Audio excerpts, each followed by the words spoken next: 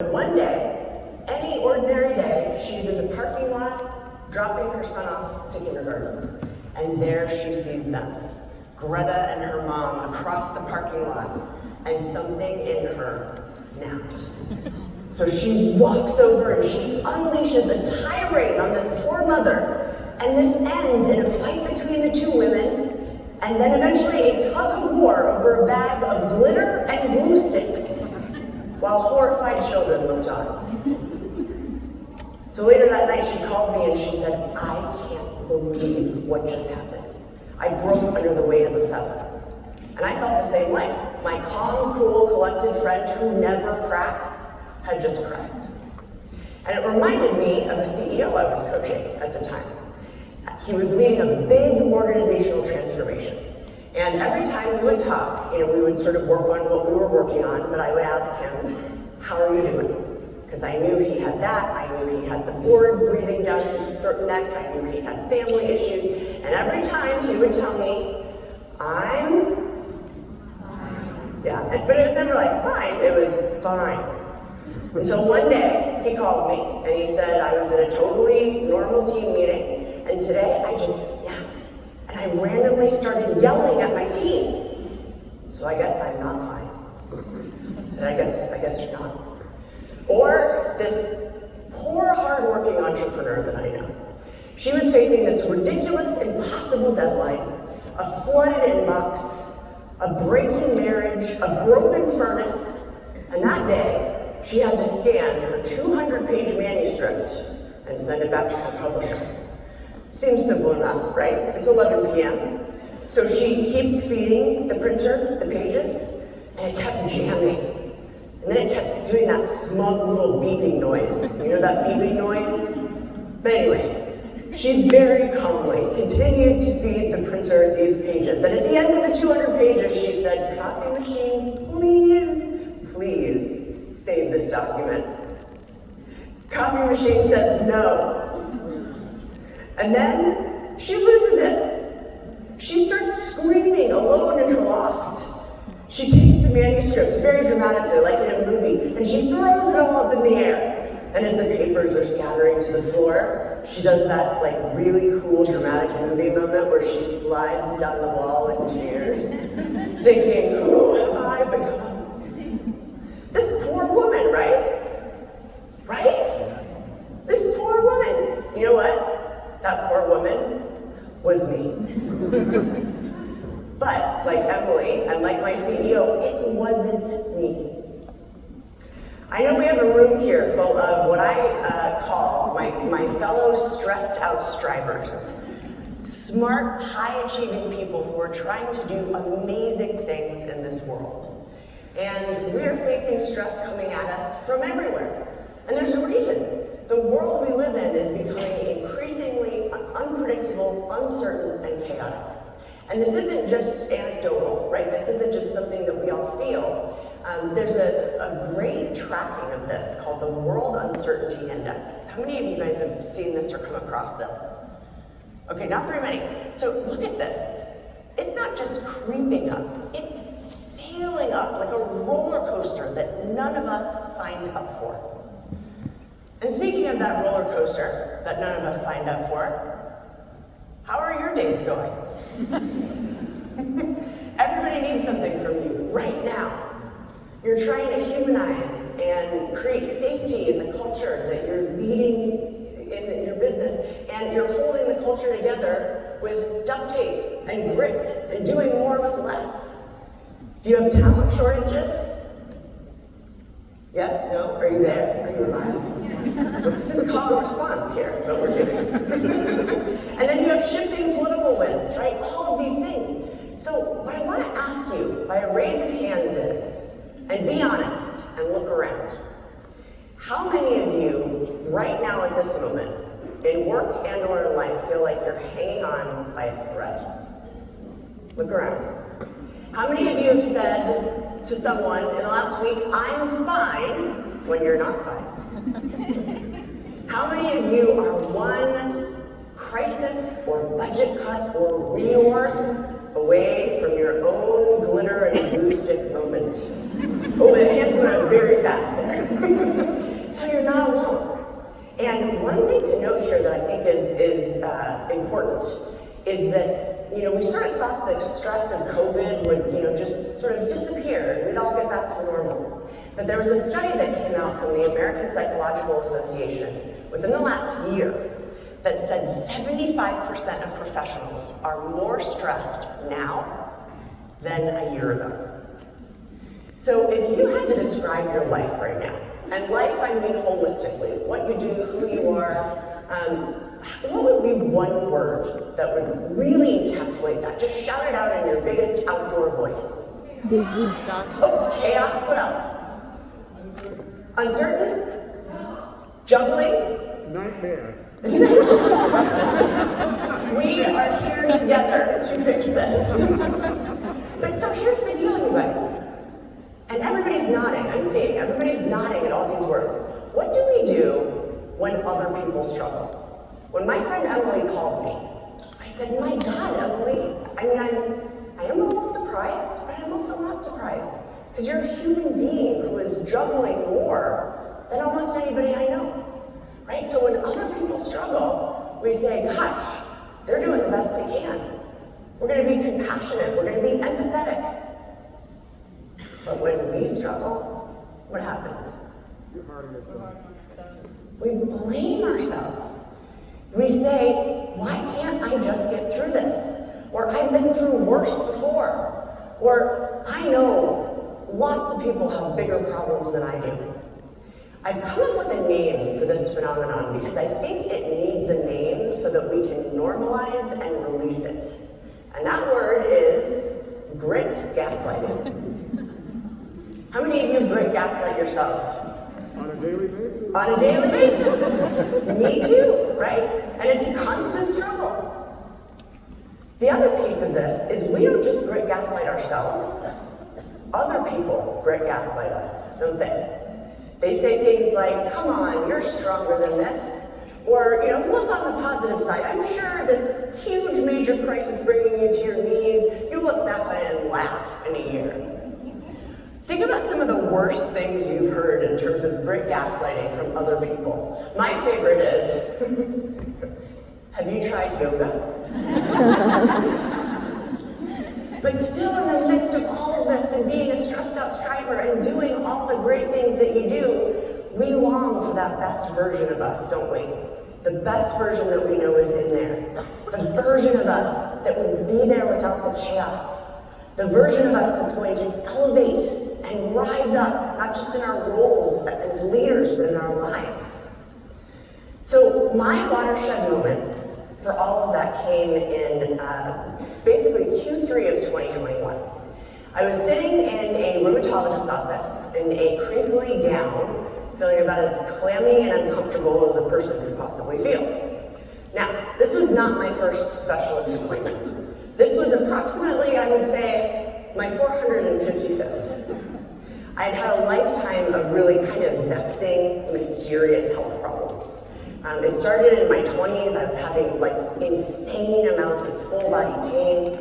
In my 30s, I started seeing specialists, but the tests, always normal. And then right around when I turned 40, around this time, things took a turn. It was kind of like that spike in the world uncertainty index. I was facing 10 out of 10 pain every day. My resting heart rate would exceed 150 beats per minute frequently.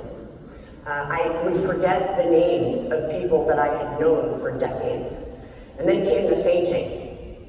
Just imagine, right, in the middle of the night, you wake up on the cold bathroom floor and you say, I guess I fainted again. But I was resilient. I am a fifth-generation entrepreneur. Resilience is in my blood. So what did I do for 40 plus years? I powered through. I tried to increase my capacity to cope with hard things. I actively coped by seeing doctors. And these are really kind of the two definitions of resilience that are the most common, and we'll talk about this in a minute, in the literature. But that was my mantra. Be resilient, power through, you can do this. But this day, this appointment was different than any other appointment I'd had in the however many years I've been doing this. Because I finally had taken matters into my own hands. I finally knew what was wrong with me. I just needed a doctor to confirm it. What I knew was wrong with me was a genetic connective tissue disease called Ehlers-Danlos syndrome, or EDS. Has anyone heard of this? Oh my God, that's the most hands I've ever seen. That's amazing. Doctors are taught that it's rare, but it might be in existence in 1 in 5,000 people, so it's not that rare. But again, I had gone through this process, which I'll tell you about, to get me here. And so, finally, I was engaging with my doctor in a different way. She looked at me and she said, "You're right. This is not an autoimmune disease. And you don't deserve to live like this. I see you, I hear you." And then she gave me the look. You know the look, right? I see you, I hear you, but I can't help you. And she went on and she said, "I can't diagnose EDS." And I said, "Is there anywhere else I can go from here?" And she said, "Not in rheumatology. I don't know what to tell you. I'm so sorry, but I want you to know that I see you." And as she turned and started to walk out of the room, old Tasha would have let her go. But new Tasha, new Shatterproof Tasha, did something that she had never done before in a single doctor's appointment. And what I did would end up saving my life. Now I'm going to very dramatically hold the next part of the story until later in the keynote. So right around that time, starting at the beginning of 2020, January of 2020, think about this, I had just started a research program where I had trained about 12 research assistants. And what we wanted to find out was what distinguishes the people who are able to sort of, in some way, turn crises into opportunities. And not as a platitude, but actually live better and thrive and flourish in spite of the bad things that were happening to them. And the funny thing about this study was, in February of 2020, we decided to name it the When Bad Things Happen study. Just think about that and remember what was happening. The good news is we had a lot of people who had a lot of time on their hands to participate in our research. So over the course of 5 years, it's been 5 years now since we started, I personally have read and analyzed 1,300 empirical journal articles, so you don't have to. We surveyed thousands of people all around the world quantitatively. But for our purposes, what I think was the most important part of our research was actually the first thing that we did. We interviewed 300 people, 300 working adults, to figure out how do they navigate the bad things that happen. And in a nutshell, there were 3 outcomes. A very small number of people broke. Most people, and I mean the vast majority of our sample, were able to eventually bounce back, to get back to where they were before. But this third, rare, remarkable, mysterious group was able to actually get better.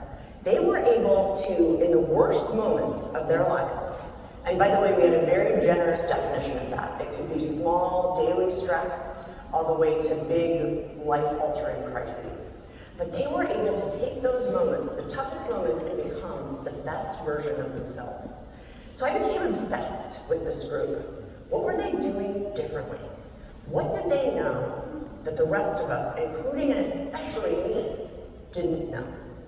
Now, here's what I'll tell you, just as a sort of prelude to this. What I'm about to tell you upended almost everything I believed about what it means to get through tough times.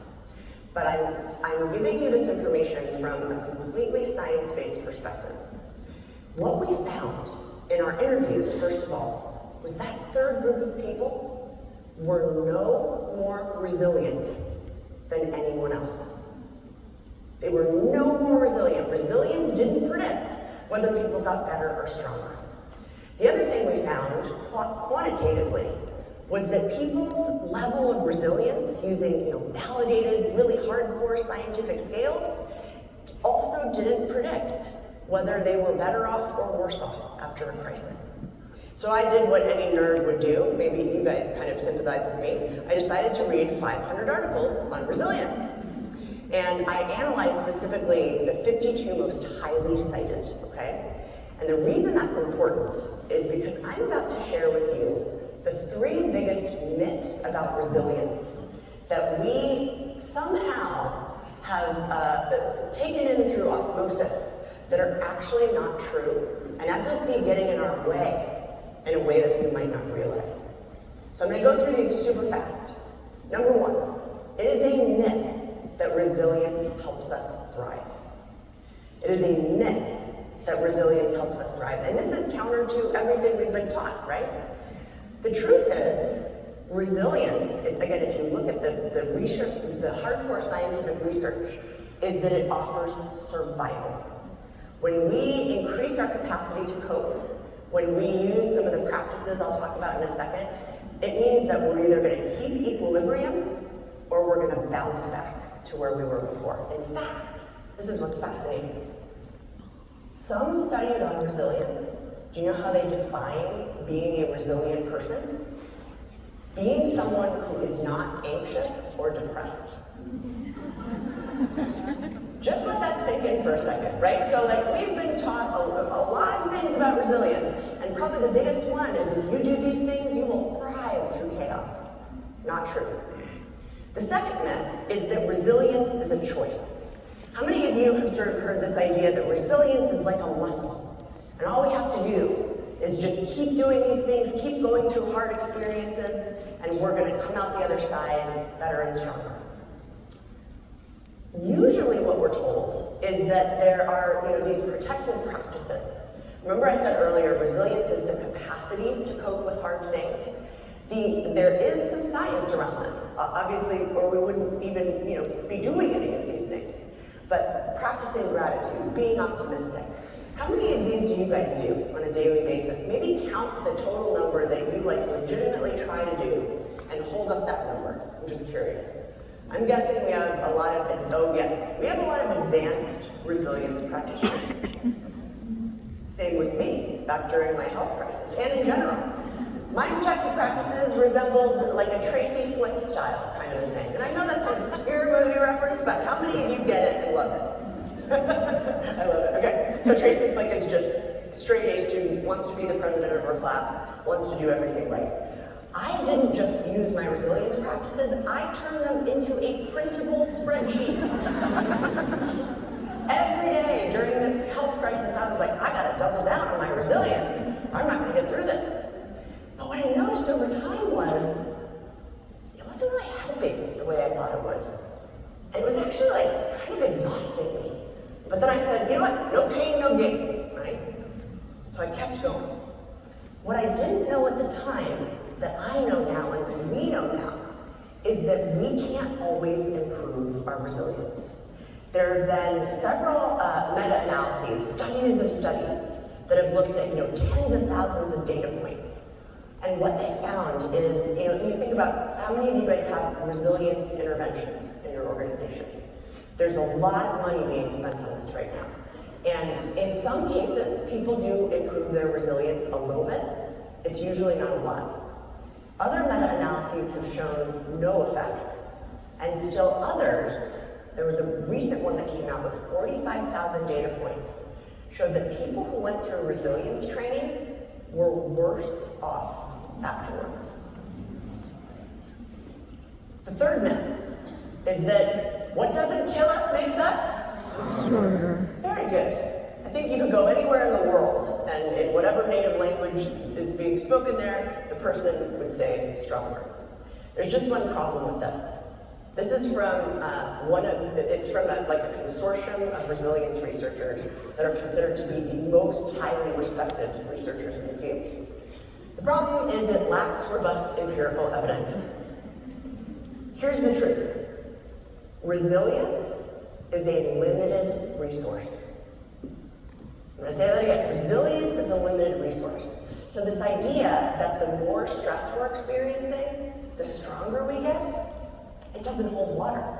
Even if you go back to that muscle analogy that I gave you guys earlier, remember that? What happens if you keep lifting, 50-pound weight? Your muscles fail, right? And so this gives way to a very interesting phenomenon that I personally experienced while I was doing this research. And it's something that I call the resilience ceiling. The resilience ceiling happens when we have exhausted our capacity to cope. The resilience ceiling is what Emily hit, and what my CEO hit, and probably not what I put with the coffee machine, that was just a temper tantrum. But when we hit our resilience ceiling, we're fine until the second we're not fine, right? So I'll give you an example for me. I had continued to go, this is before the rheumatology appointment. I was just going to specialist after specialist. They were telling me, in our 15-minute appointments that the system does not really incentivize patient helping, as lovely as our healthcare heroes are. They would tell me things like, maybe you need to do more yoga. Or, maybe you're not in as much pain as you think you are, right? And there was one day that I just had an especially terrible appointment, and I came home, I went to bed, and I gave up. I said, I just can't anymore. I didn't know it at the time, but that was the moment that I hit my resilience ceiling. And pretty soon after that, I stopped printing out my resilience spreadsheets. In the morning, I would wake up and I would work as long as I could before my body wouldn't let me anymore. I would pretend I was okay to my friends and family. And then when I couldn't do that anymore, I would get in bed, pull up the covers, put on TV, and eat and drink myself into oblivion. And I knew what I was doing wasn't helping, but I didn't have it in me to care. Oh, this is me. This is photographic evidence of this situation. So what about you guys?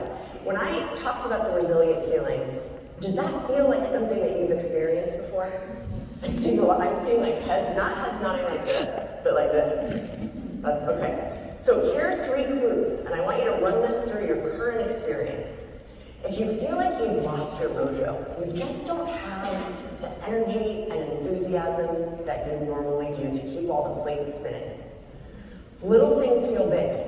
You might have kind of an outsized reaction to things that on a normal day wouldn't even bother you.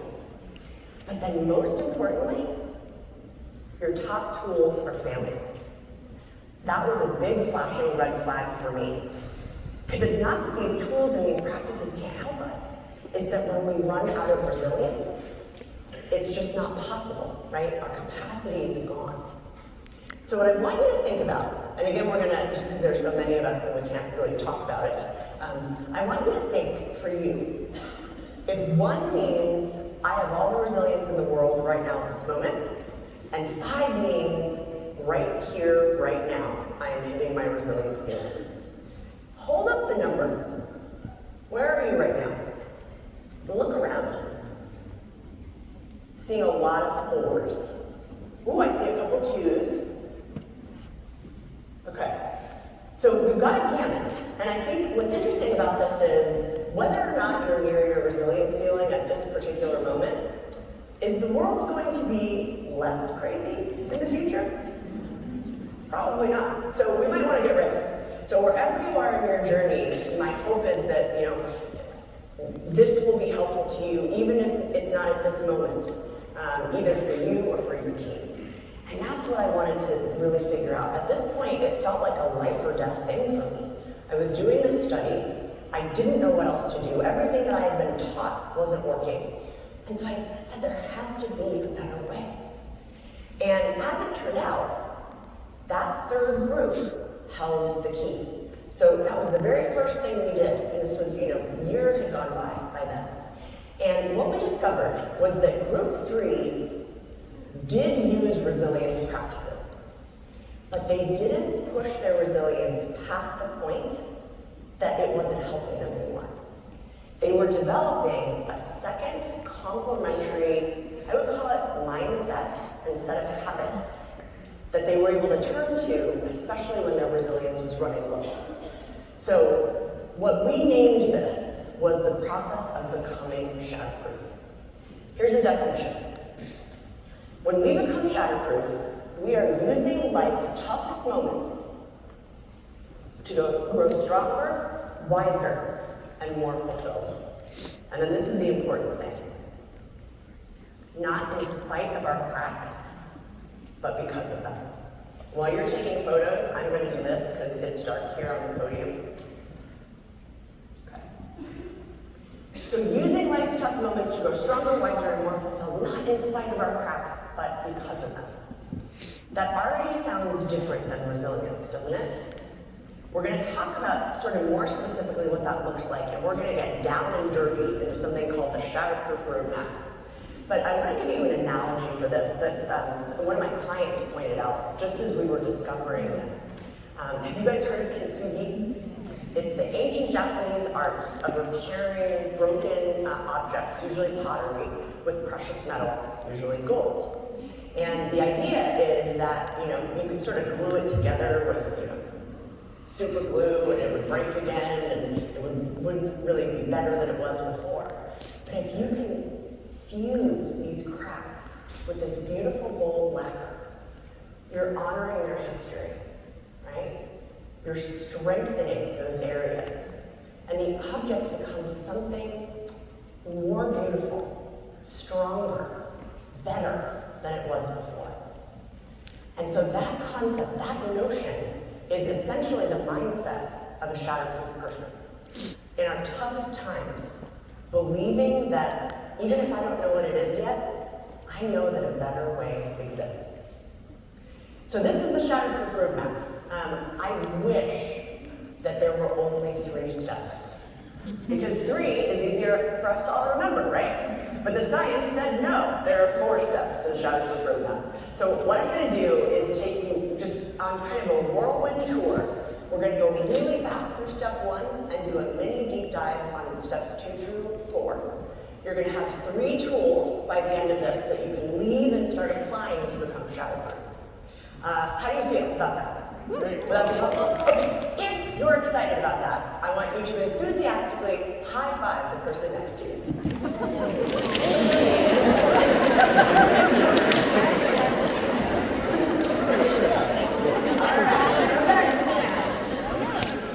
I love it. Okay, so step 1, we're going to go through this really fast, is to probe your pain. I want you to think about your industry, whatever industry you serve, and think on a scale of 1 to 10. How important is mental toughness in your industry? 1 would be not important at all. 10 is it's everything. How many of you would rate your industry at like an 8 or above? Yeah, most of us, maybe a little bit less than I normally see.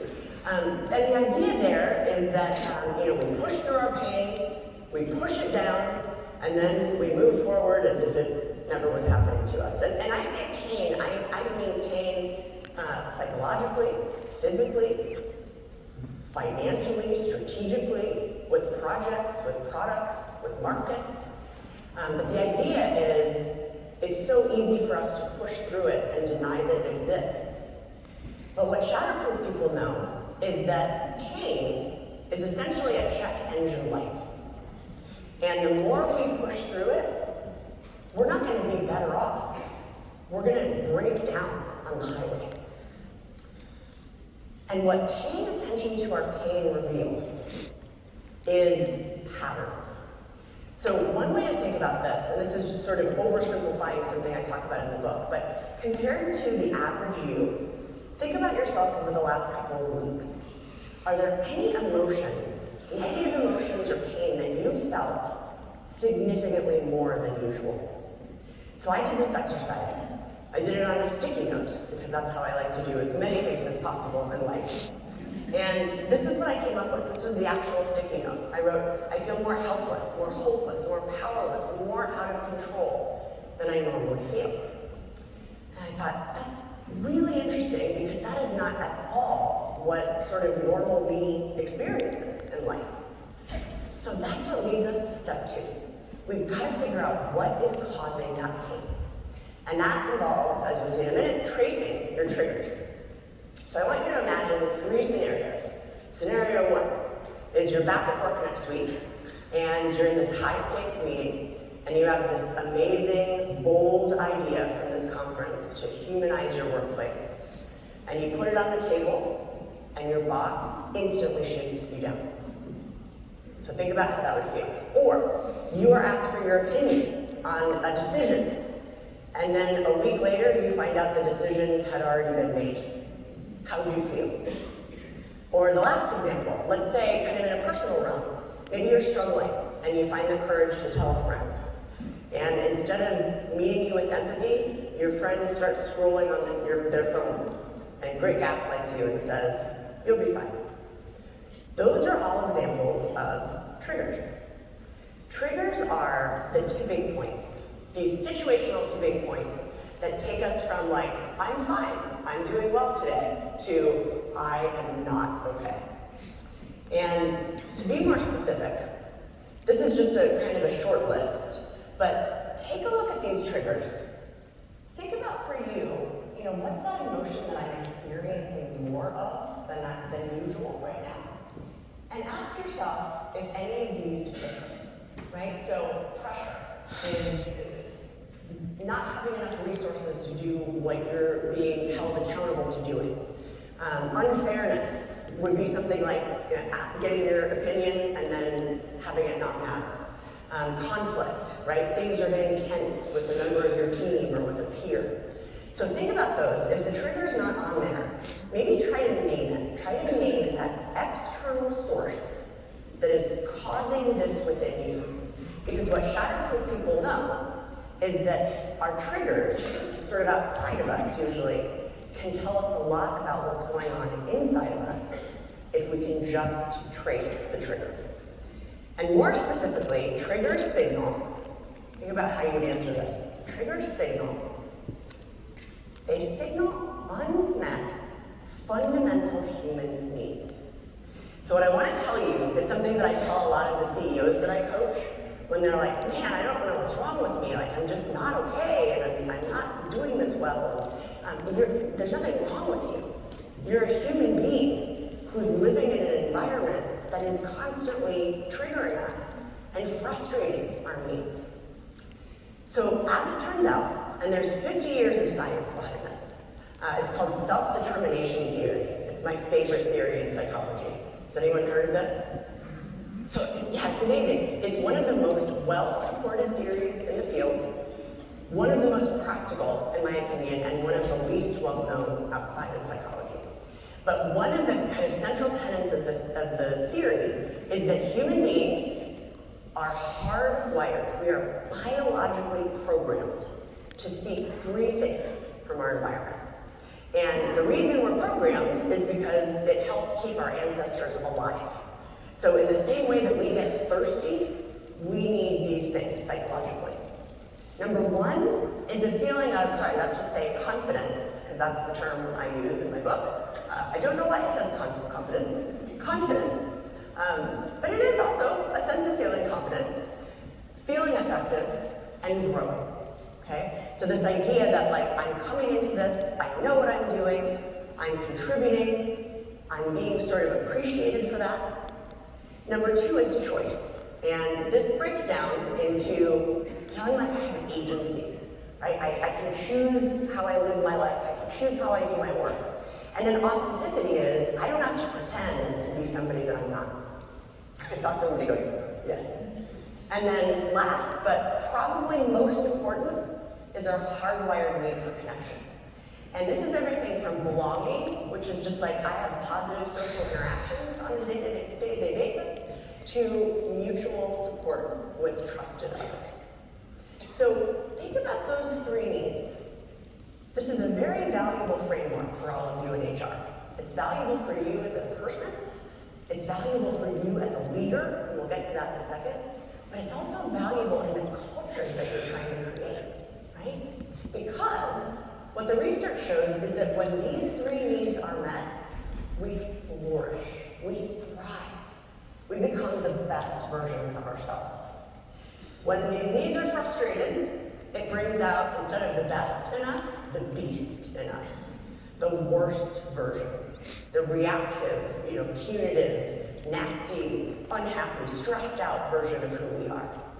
And at the end of the day, there's so much power that we have to control that. if we can figure out what's going on with our triggers, right? If we can figure out what needs aren't being met behind them. And that's what Shatterproof people do, is they don't just manage their reactions to triggers, which is a very kind of resilient approach, right? Like, just stay calm and it'll be fine. They use it as an opportunity to figure out what's going on within them. So remember this graph I showed you earlier? You can see now that each of these columns that the triggers fall in points to a primary need that it thwarts, right? So if I'm feeling pressure and I can't do something to the standard that I want to do it because of the situational constraints, I'm going to have a confidence problem. If unfairness is occurring, I'm going to feel like I don't have a say in the things that are going on around me. If I'm rejected, I'm going to feel biologically that severing, right, from another person that again, kept us alive. So here's the tool. Here's the first tool that I want to give you, and again, you can use this personally, in your teams, in your department, et cetera, et cetera. And I want you to do this now for kind of the thing you've been working through, right? The pain point you're feeling, the trigger that you might be experiencing. Just ask yourself, the next time you just can't, did I feel doubted or dismissed? Did I feel pressured or controlled? Did I feel unsupported? Did I feel overlooked? That's a pretty good indication of, it's like a quick and dirty way of doing it. But to figure out, again, I've paid attention to my pain, I've identified what's happening in my environment, and now I can have compassion for myself and self-awareness because I know what that trigger is taking away.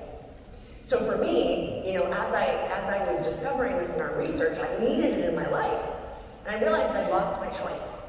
I was shuffling from doctor to doctor, doing what they said, believing everything they told me, right? Saying, if there's nothing wrong with you, there's nothing wrong with you, right? Okay. And that was very different than sort of my normal life.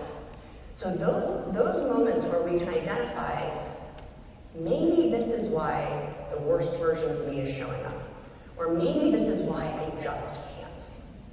And what I would offer for you guys as leaders is that's going to be true for the way you lead your team and your function, right? And even yourself.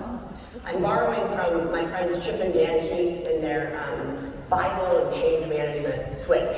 You guys all know this book, right? Thank you. I will tell them that you said that. But they say, what looks like resistance is often exhaustion, right? So my parallel to that is what looks like resistance might actually be need frustration. There's a way to radically simplify how you evaluate safety, right? It's also why the work that Workhuman, our wonderful, fabulous hosts, does is so important. Recognition supports confidence, right? It gives us a feeling of agency, and my authentic self is being appreciated. It helps us feel connected to people. So I offer that, again, knowing that most of you are in formal or informal leadership roles. But I want to now go back to the personal side. So if we figured out what's this need that isn't being met, the next thing we have to do, we can't just say, okay, what am I going to do to get the need met? What are we skipping? We're skipping examining the way we might be getting in our own way without knowing it. So that's spotting your shadows. Shadows are instinctive knee-jerk patterns that show up in us, fueled by need frustration. And what that means basically is, I was saying earlier, people keep saying, this isn't me, this isn't me. It's exactly right, it's not you, it's your shadow. Now I'm going to go through this quickly, but what I want to do is sort of give you a flavor, and then I'm going to give you a tool that's very simple. When we have shadows, when they show up, we tend to have patterns, right? Between people, some of us are more likely to have some types of shadows and others are likely to have others. So the first one is, if I can't get this need met, I'm going to prove that I have it, right? If I can't feel confident, I am going to chase material wealth and fame to prove that everyone thinks I'm competent. The second one, protect. That's if we're being threatened, right? If we want to sort of defend ourselves. We might, if we're protecting, if our choice is being thwarted, we might try to push back against things, right? Like, no, I'm not gonna do what you tell me. And then third, we might prevent. And what this is basically avoiding situations that remind us of that need frustration. Does that make sense? So if you're preventing with connection, let's say you feel disconnected from the people around you, instead of saying, I need to reconnect, you're gonna stay home in your pajamas and have a Netflix marathon. That's preventing. But at the end of the day, this is the simplest way you can figure this out. The shadow spotting question. Asking yourself, just at a simple level, how does this behavior differ from when I'm at my best?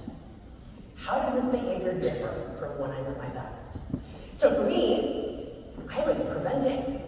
I was giving up all of the choice in the world, and I was letting other people be the CEO of my own medical journey.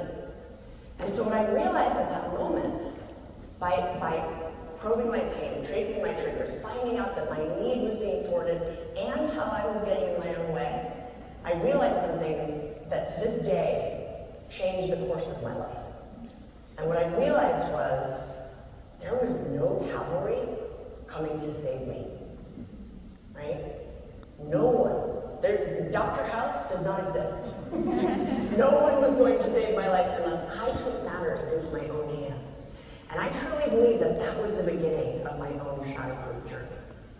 But obviously it's not enough to just go, oh, well that's helpful. We actually have to change. We have to pivot. And when we pivot, what we're essentially doing is moving away from these familiar old shadows that we keep repeating because it feels helpful, and towards new ways of getting our needs met. So group 3, they were doing this. It took us forever to figure out exactly how they were doing it and how to teach it to people. But again, to keep this super simple, what they were doing was saying, it was a mindset and a habit. The mindset was, I am not going to let my environment be the sole dictator of whether I am happy, strong, wise, healthy. I am going to take agency and find new ways to get my needs met. And it's funny, in the self-determination research I was telling you guys about, that had been the predominant focus, is like just looking at the way our environment influences us. This is a really new area of research, but it's very powerful. It shows that, in a sense, no matter what is happening around us, all the way to being refugees who are forced to leave your country, right? The need, frustration that causes. They've done interventions with so many populations of people where they've taught them to craft their needs, and the data are objectively positive, right? It's absolutely possible. So this is just kind of a flavor for, again, if you want to read Shatterproof, what you'll learn. But there are certain goals that if we start to chase them, will automatically fulfill our needs. And they won't just fulfill our needs, but they'll take us away from those shadow behaviors. So for me, it was health. I decided I was going to go from, powerless, doing what everyone told me, to becoming the CEO of my own medical journey. But let's make it more simple. You can also, and you can have these lofty goals, right? I'm gonna fix my health, or I'm gonna find a new purpose. This is something you can do today. So I call it micro need crafting. Does everybody have one need that's standing out to you based on this kind of quick process we've done that you feel is most frustrated? Raise your hand if you know your need. Raise your hand if you fall asleep. Okay, so I saw most people raise their hands. So here's the idea. Give yourself a quick hit of that need. And I know it sounds like too good to be true, too easy to be true, but the research on this is really clear. This is how, over time, you can pivot. It doesn't have to be grandiose, it can be small, incremental change. So text 3 friends and ask, what's my superpower? Or schedule a win, right? Put something in your calendar that you know you are going to do well and feel a sense of accomplishment. For choice, skip one should. Maybe everyone's going to happy hour tonight and you're tired and you don't want to go. Politely decline. Or when you get back to your room tonight, find 10 minutes for you and just do whatever you want for 10 minutes. For connection, it could be a thinking of you text, it could be a how are you really text. But again, I challenge you as kind of the takeaway of this. This is self-awareness walking. We've done the work, we found what is that thing that you can pivot from and to. Just try to do one thing in the next 24 hours. Let me tell you what I did. I decided, as the CEO of my medical journey, I was about to become that patient. You guys know that patient? It's the one who comes in with copious, usually it would be 4 2-inch ring binders with all my research and all my articles with the dog-eared pages and the highlights and the medical summaries. The other thing I did was I started spending 30 minutes a day researching rare diseases. And pretty soon, I had a list of contenders. And pretty soon after that, I actually knew what I had. And that was what brought me back to the rheumatologist's office. Before I tell you the end of that story, let me give you the road so far. We've focused on the Shatterproof roadmap. Again, this is quick, this is dirty, but my hope is that even as a mindset, that you can take this away. Resilience is passive. Shatterproof is proactive. Resilience is kind of one size fits all. Just do these things and it'll solve whatever problem you have. Becoming Shatterproof is targeted. So think about kind of what are my takeaways for these and what am I going to do about it. The other thing I want to give you is just on one slide, the tools that we looked at. So we did a deep dive. Remember we said these 3 needs. Which of these needs isn't being met? And then how is my behavior different than when I'm at my best? And then micro need crafting. And those of you that have your phones out, never fear, because the last slide I'll show you before I just give you a quick conclusion. So we have covered an unbelievable amount of ground in 50 minutes. Would you agree? Yeah. There's so much more to this, and you can sort of go as deep as you want to go. So if you use this QR code, tell us whatever email you want us to send it to. I'll give you today's slides, our brand new Resilience Ceiling Quiz. It's free, it takes 5 minutes, it's very cool. The Best You Bulletin, which is my monthly no spam ever newsletter. And then I haven't even created this yet, but I am promising it to you. Something that I'm calling a Shatterproof toolkit. And so whenever you send us your email, we'll get this to you, but look for an email in your inbox next week. So thank you, that's very good. Do you want me to go? Is that why you were coming? You don't want to hear the end?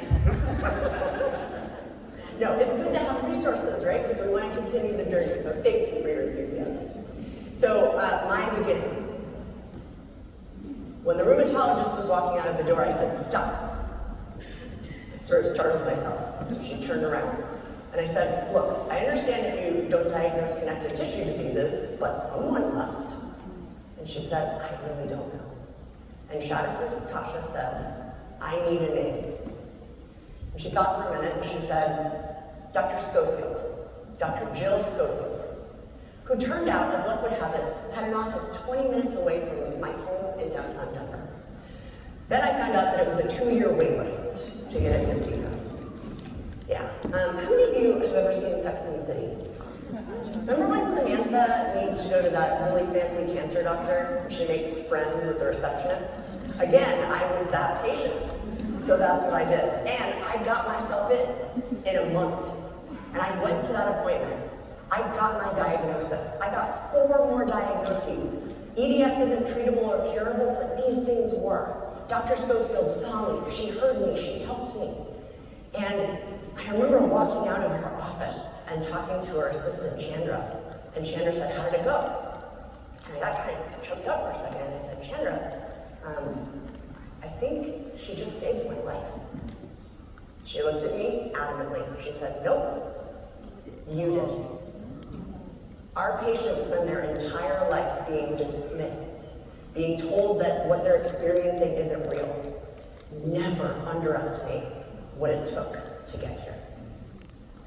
And so that hit me, and I walked out to my car. It was a very crisp kind of Colorado January or December day. And I let the emotions wash over me. The first thing I felt, sorry to admit this, but I'm just being honest, was smug.